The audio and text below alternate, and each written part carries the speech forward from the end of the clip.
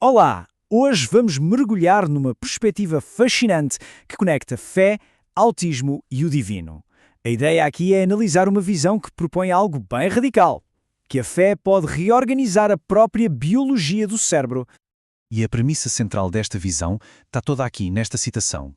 A ideia não é ver o cérebro como um limite, mas sim como um instrumento divino. Isso, claro, muda completamente a conversa sobre neurobiologia, sugerindo que o cérebro é, na verdade, um canal para algo muito maior. Então, como é que esta perspectiva começa a reformular o autismo? Bem, a primeira grande mudança é se afastar dos rótulos clínicos convencionais para propor uma interpretação que é puramente espiritual. E este contraste, olha, é a chave de tudo. De um lado, a gente vê palavras como limitação, desordem. Do outro, a perspectiva espiritual fala em expressão divina, luz única. A ideia aqui não é que há algo a ser corrigido, mas sim um propósito divino a ser manifestado. É uma virada de 180 graus. Para a gente conseguir entender essa visão, é preciso separar duas coisas, o espírito e o cérebro.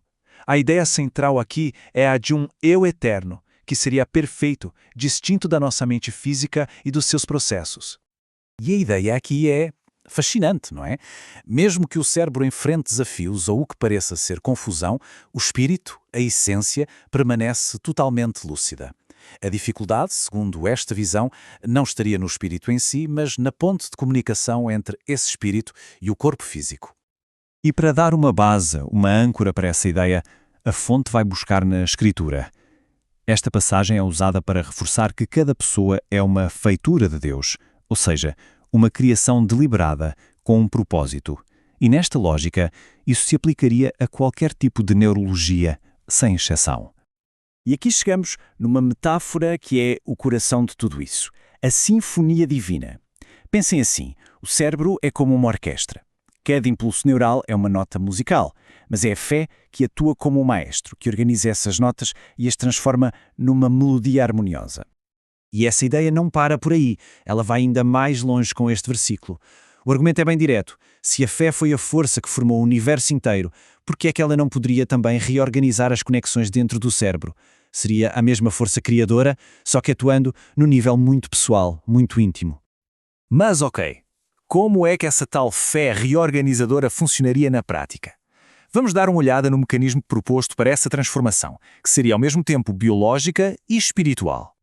O que se propõe é uma espécie de efeito dominó. Tudo começa com a fé sendo ativada.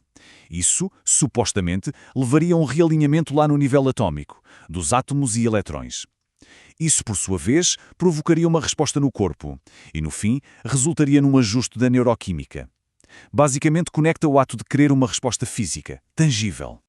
E olha, um ponto super importante aqui, o objetivo não é mudar a pessoa, apagar quem ela é. A meta é permitir que o espírito interior brilhe, alinhando o cérebro a essa verdade através da confiança. É fazer com que a expressão exterior corresponda à lucidez interior. Isso dá um significado completamente novo para práticas como a oração e a adoração. Elas não são vistas apenas como atos espirituais, mas como um exercício neurológico, um método prático para, de fato, treinar o cérebro a ouvir o espírito, ligando o abstrato ao físico. Ok, já vimos a teoria. Agora, vamos para a parte prática. O roteiro chega a delinear um exercício diário de fé para cultivar ativamente essa conexão entre mente e espírito.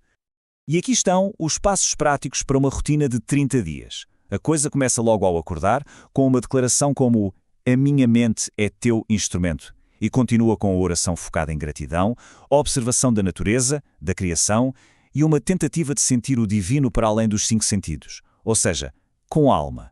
O foco é total na intenção e na gratidão diária.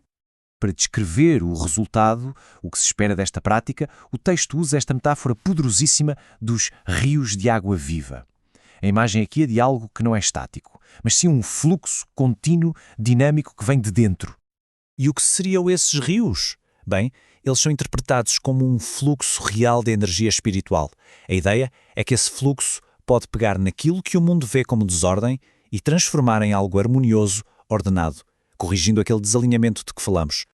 E tudo isso que a gente viu nos leva a uma metáfora final, uma que é realmente poderosa e que amarra todas estas ideias. A mente como um templo. A conclusão começa por apresentar a fé como o código divino. É como se fosse um software espiritual, sabe?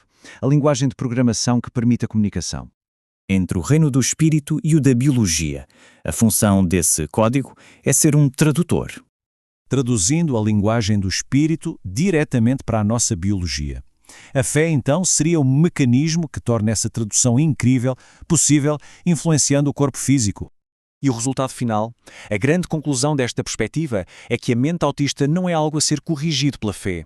Pelo contrário, ela se torna um espaço sagrado, um templo vivo da presença de Deus. No fim das contas, essa análise de uma visão espiritual nos oferece uma nova estrutura, uma nova lente para interpretar a experiência neurológica. E isso nos deixa com uma questão maior para refletir. Como é que as estruturas espirituais, no geral, influenciam a nossa compreensão da neurobiologia?